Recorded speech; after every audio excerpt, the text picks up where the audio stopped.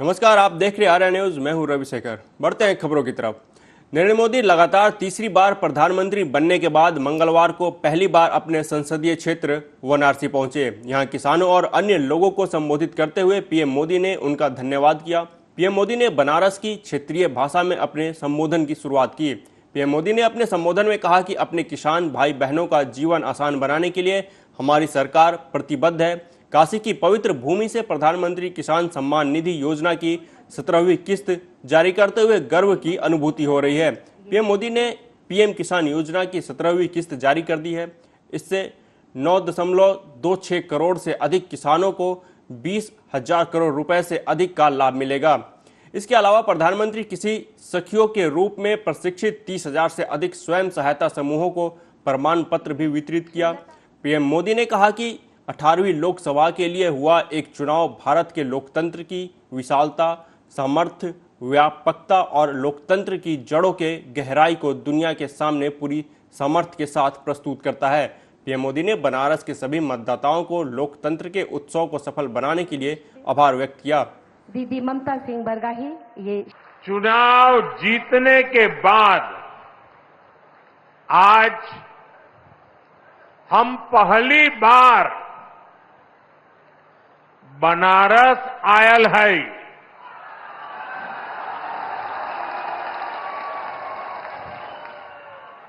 काशी के जनता जनार्दन के हमार प्रणाम।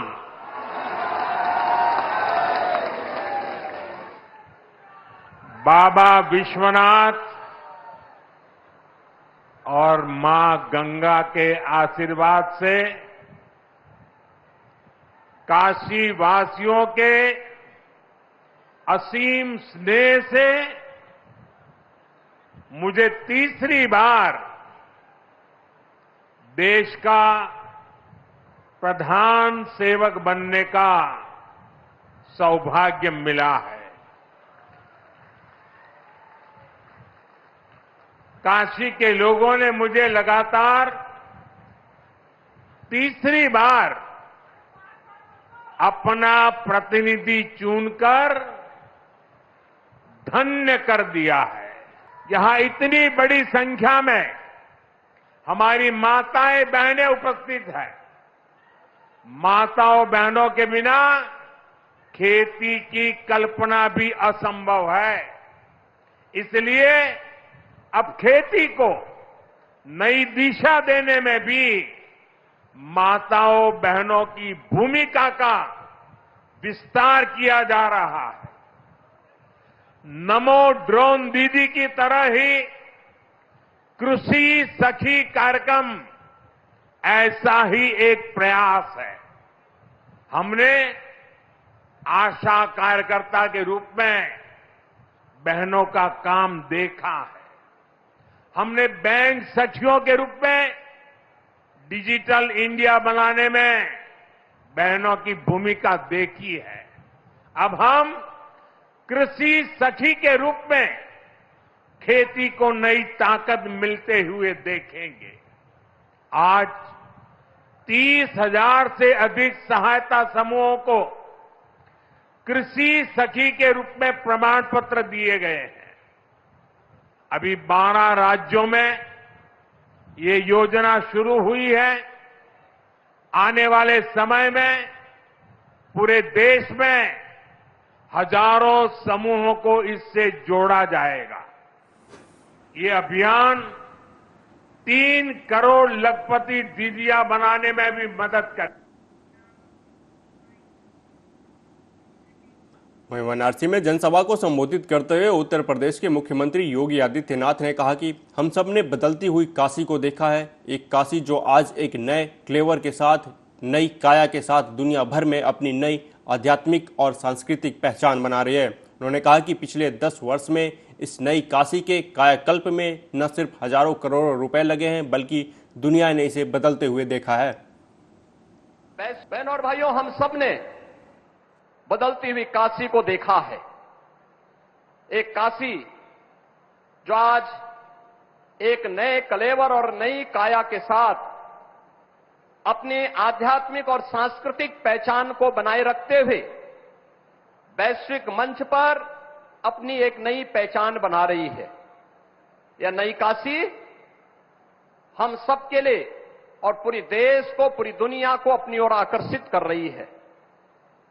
इस नई काशी के कायाकल्प के लिए पिछले 10 वर्ष में हजारों करोड़ रुपए न केवल लगे हैं, बल्कि दुनिया ने काशी को बदलते हुए देखा है।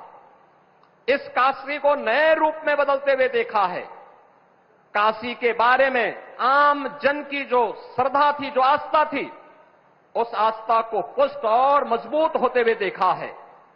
इस अवसर पर इस नए भारत के शिल्पी के रूप में काशी के नए कलेवर और काया कल्प को करने वाले इस गंगा पुत्रिका में, उन्हीं की काशी में आप सभी अन्नदाता किसानों की ओर से हृदय से स्वागत करता हूं, अभिनंदन करता हूं।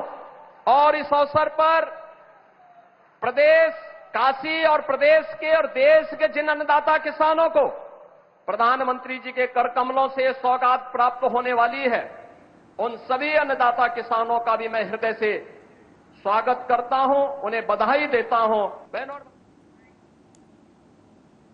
पीएम किसान सम्मान निधि की 17वीं किस्त जारी होने पर मध्य प्रदेश सरकार में मंत्री और भाजपा नेता कैलाश विजयवर्गीय ने कहा कि किसानों के प्रति प्रधानमंत्री मोदी का बहुत अनुराग है। केंद्र सरकार की किसानों के लिए जिस तरह की नीति रही है, उसके चलते किसानों की आय बढ़ी है। उन्होंने कहा कि उसके कारण देश की जीडीपी भी बढ़ी है। उन्होंने आगे कहा कि भारत एक आर्थिक इंजन बन गया है, जिसमें कृषि क्षेत्र का बहुत बड़ा योगदान है। देश में पर कैपिटा, देखिए, किसानों के प्रति माननीय प्रधानमंत्री जी का बहुत अनुराग है। उन्होंने जिस प्रकार कहा है कि किसान की आमदनी डबल होना चाहिए, करीब करीब सारे देश में जिस प्रकार केंद्र सरकार की किसानों के प्रति नीति रही है, उससे किसानों की आय, इनकम बढ़ी है। और मुझे कहते हुए गर्व है कि उसके कारण देश में पर कैपिटा इनकम भी बढ़ी है, जीडीपी बढ़ी है और भारत एक आर्थिक इंजन बन गया है। और उसमें कृषि क्षेत्र का बहुत बड़ा योगदान है। नई परिवारवाद का सबसे बड़ा उदाहरण है, पहली बात। दूसरी बात, मुझे रावत बाड्रा पे दया आ रही है, उसने बहुत सारे जोधपुरी सुर सुना दिए थे लड़ने के लिए। उसका अपनी पत्नी कमलेश ठाकुर के चुनाव लड़ने को लेकर हिमाचल प्रदेश के मुख्यमंत्री सुखविंदर सिंह सुक्खू ने कहा कि हाईकमान ने विधानसभा चुनाव में मुझे अपनी पत्नी को चुनाव मैदान में उतारने को कहा है। इससे पहले हाईकमान द्वारा लोकसभा चुनाव में लड़ने को भी कहा गया था। उन्होंने कहा कि सर्वे के बाद मेरी पत्नी का नाम आया, लेकिन मैंने फिर भी इनकार कर दिया। उन्होंने कहा कि मैं खुद चाहता हूं कि राजनीति में परिवार से सिर्फ एक व्यक्ति आए।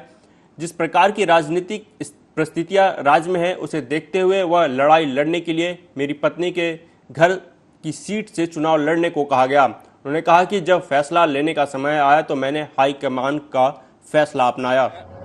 इस समय हाईकमान ने दूसरी बार मुझसे कहा, पहले लोकसभा के चुनावों में कहा उन्होंने कि आपको लोकसभा के चुनाव में एमपी का चुनाव अपनी वाइफ से लड़ाना चाहिए।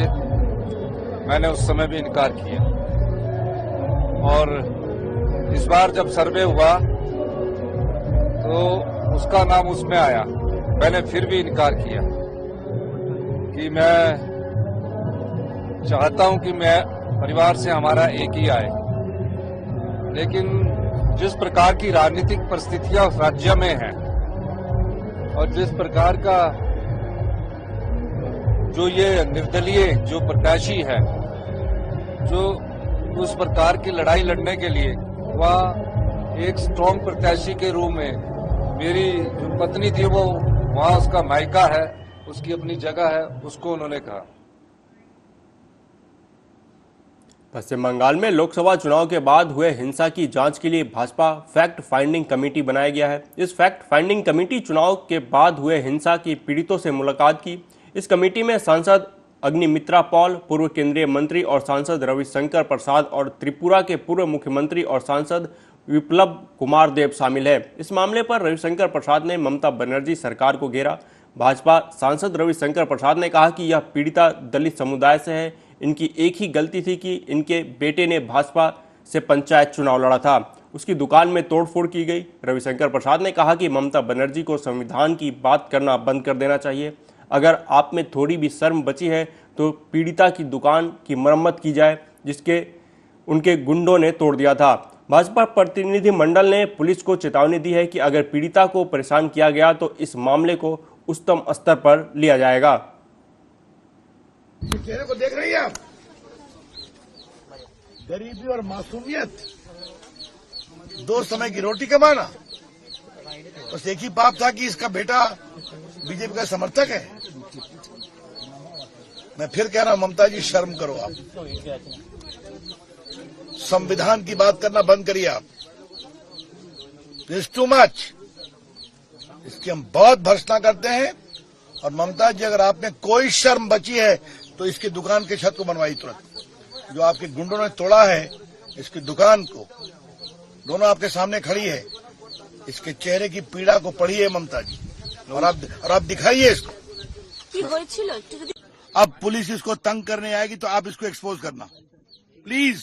पुलिस एफआईआर तो नहीं किया उन्होंने। वो तो हम देखेंगे, लेकिन हमारे जानने के बाद पुलिस तंग करेगी तो पुलिस को भी हम वार्न करते हैं। बीजेपी का हाई लेवल डेलीगेशन यहाँ की पुलिस को वार्न करता है, अगर इसको तंग किया तो इसको हम हाईएस्ट लेवल पर लेंगे। इस इलाके के एसपी, यहाँ के इंस्पेक्टर, कौन थाना है बताओ, थाना कौन है? बसंती थाना, बसंती थाना के इंस्पेक्टर हो। जिला कौन है? 24 परगनास एसपी। ये सबसे हम सावधानी से वार्न करते हैं। इस गरीब महिला के साथ अगर कोई अत्याचार हुआ तो बीजेपी बहुत गंभीरता से लेगी।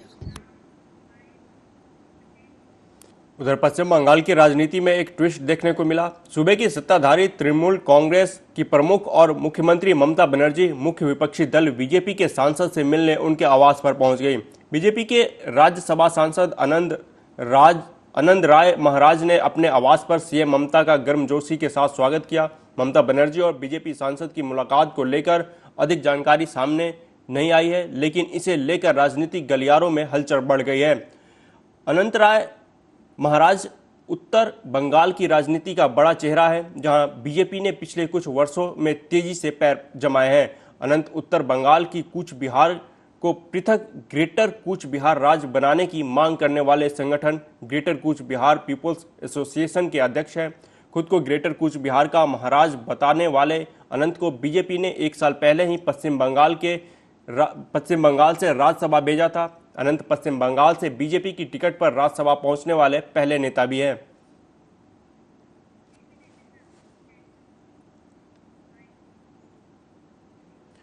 मुंबई में बीएमपी मुख्यालय सहित मुंबई के करीब 50 अस्पतालों को बम से उड़ाने की धमकी मिली है। एक अज्ञात शख्स द्वारा मंगलवार को ईमेल आईडी पर धमकी भरे मेल भेजे गए। धमकी भरा ईमेल मिलने के बाद बीएमसी अधिकारियों और पुलिस महकमे में हड़कंप मच गया, जिसके बाद पुलिस ने बीएमसी मुख्यालय सहित अस्पतालों में सर्च अभियान चलाया, लेकिन कुछ भी संदिग्ध सामान नहीं मिला।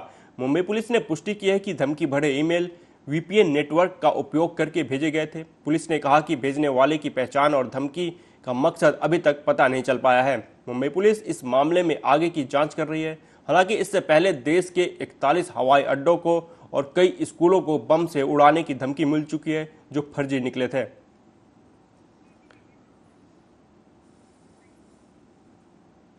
ऋषिकेश के जंगल में भीषण आग लग गई। आग इतनी भयानक थी कि जिसकी चपेट में पास की एक फैक्ट्री गोदाम तक पहुंच गई। घटना की सूचना मिलने के बाद दमकल की कई गाड़ियां और एसडीआरएफ की टीम मौके पर पहुंचकर आग पर काबू पाने की कोशिश में लगी हुई है। आग को फैलने से रोकने के लिए जेसीबी की सहायता ली जा रही है। आग की इस घटना में फैक्ट्री का सामान जलकर खाक हो गया। वहीं दमकल की कई गाड़ियों समेत एसडीआरएफ की टीम भी आग पर काबू पाने के लिए कड़ी मेहनत कर रही है।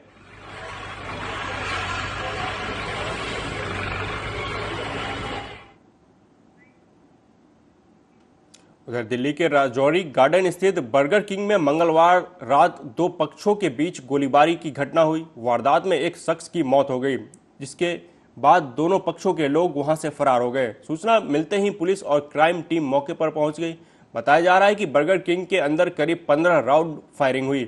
इस दौरान एक गोली बर्गर किंग के अंदर मौजूद एक शख्स को लग गई और मौके पर ही उसकी मौत हो गई, घटना की जानकारी देते हुए पुलिस ने बताया कि पश्चिमी दिल्ली के राजौरी गार्डन में बर्गर किंग का आउटलेट है। मंगलवार रात यहां दो पक्षों में आपसी दुश्मनी के कारण कई राउंड गोलीबारी हुई, जिसमें गोली लगने से एक शख्स की मौत हो गई। गोलीबारी की घटना के बाद सभी वहां से फरार हो गए। पुलिस टीम जब मौके पर पहुंची तो देखा कि एक शख्स लहूलुहान हालत में वहां पड़ा हुआ था, जिसके बाद उसे अस्पताल ले जाया गया, जहां डॉक्टरों ने उसे मृत घोषित कर दिया। पुलिस का कहना है कि फिलहाल बर्गर किंग के आउटलेट के अंदर लगे सीसीटीवी फुटेज की जांच पड़ताल की जा रही है। इसके लिए एक टीम गठित की गई है। वहीं पुलिस की एक टीम गोलीबारी करने वाले आरोपियों की तलाश में जुटी है।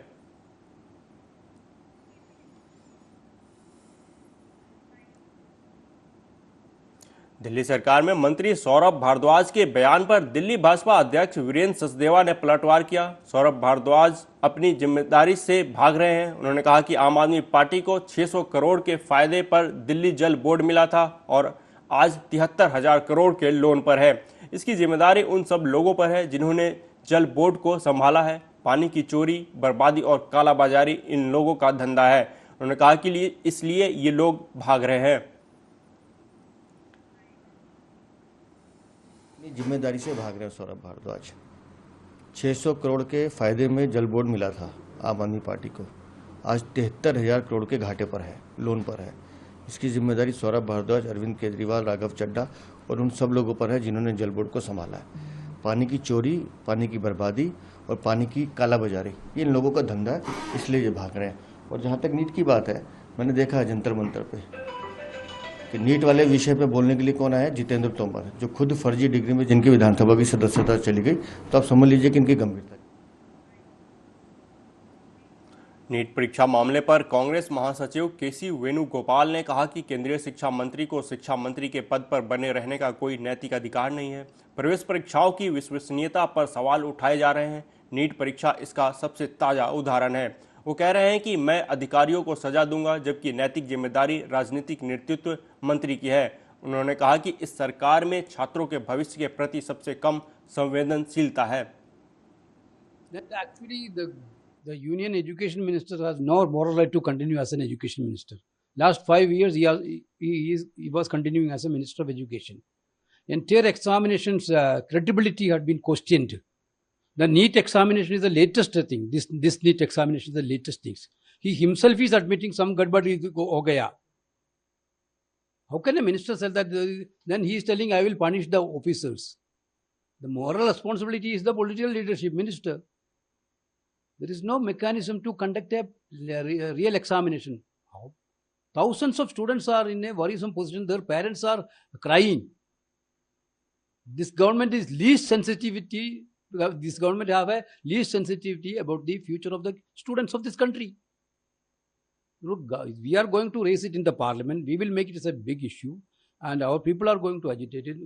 We need a clear-cut answer from the government. They cannot run away from this issue.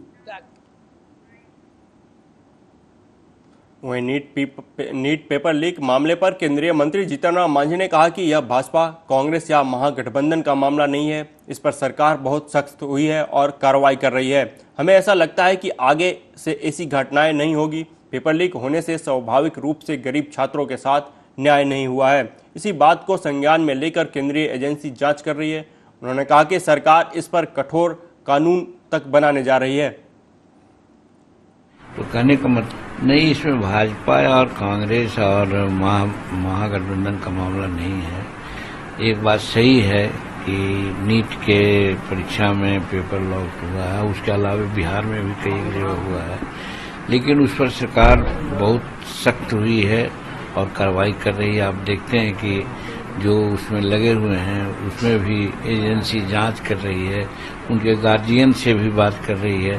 तो कहने का मतलब है कि उसको इरिडिकेट करने के लिए, खत्म करने के लिए सरकार कटिबद्ध हो गई है और हम समझते हैं कि आगे अब इस प्रकार की बातें नहीं हो। जरूर पेपर लीक होने से स्वाभाविक बात है कि जो गरीब है वो मेरिटोरियस है, उसका मेरिट और गरीब का जो होना चाहिए जस्टिस नहीं हुआ है।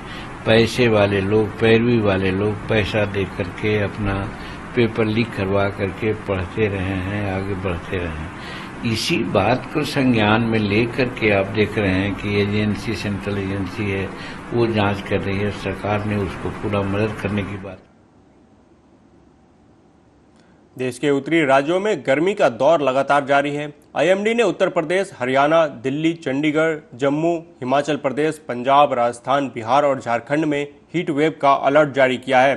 सोमवार को प्रयागराज लगातार दूसरे दिन देश का सबसे गर्म शहर रहा था। यहां तापमान 47 डिग्री के पार रिकॉर्ड किया गया था।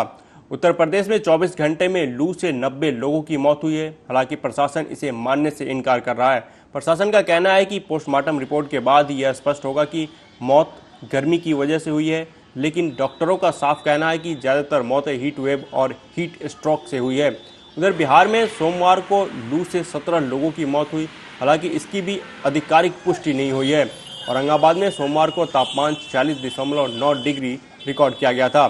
छत्तीसगढ़ में गर्मी को देखते हुए समर वेकेशन 25 जून तक बढ़ा दी गई है।